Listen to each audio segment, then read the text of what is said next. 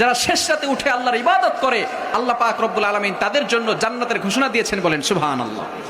এই রাতের শেষ সময় আল্লাহ পাক রব্বুল আলামিনের দুইটি নাম পরে যদি আপনি দোয়া করতে পারেন, আল্লাহ পাক রব্বুল আলামিন আপনার নেক আশাগুলো কবুল করবেন, বলেন সুবহানাল্লাহ।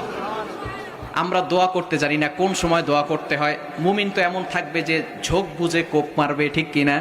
কোন সময় দোয়া করলে আল্লাহ তাআলা কবুল করে সেটা আমরা অনেকে জানি না। তাহাজ্জুদের সময় আল্লাহ তাআলা প্রথম আসমানে আসেন, সুবহানাল্লাহ বলতে পারলেন না? আল্লাহ পাক রব্বুল আলামিন প্রথম আসমানে এসে বান্দাদেরকে ডাকতে থাকেন। পবিত্র কোরআনুল কারীমের ভিতরে আল্লাহ পাক রব্বুল আলামিন জানিয়ে দিয়েছেন, হাদিসের ভিতরে রয়েছে, বুখারী শরীফের 1145 নম্বর হাদিস, ইয়ানজিলু রাব্বুনাল্লাহু তাআলা, আল্লাহ পাক রব্বুল আলামিন প্রথম আসমানে এসে বান্দাদেরকে ডাকতে থাকে, ও আমার বান্দারা, কার কি লাগবে আমি আল্লাহর কাছে চাও। বান্দা বিপদে পড়ে গেছো, আমি আল্লাহর কাছে সাহায্য চাও, আমি আল্লাহ তাআলা বিপদ থেকে উদ্ধার করে দিব। বান্দা তোমার কি লাগবে?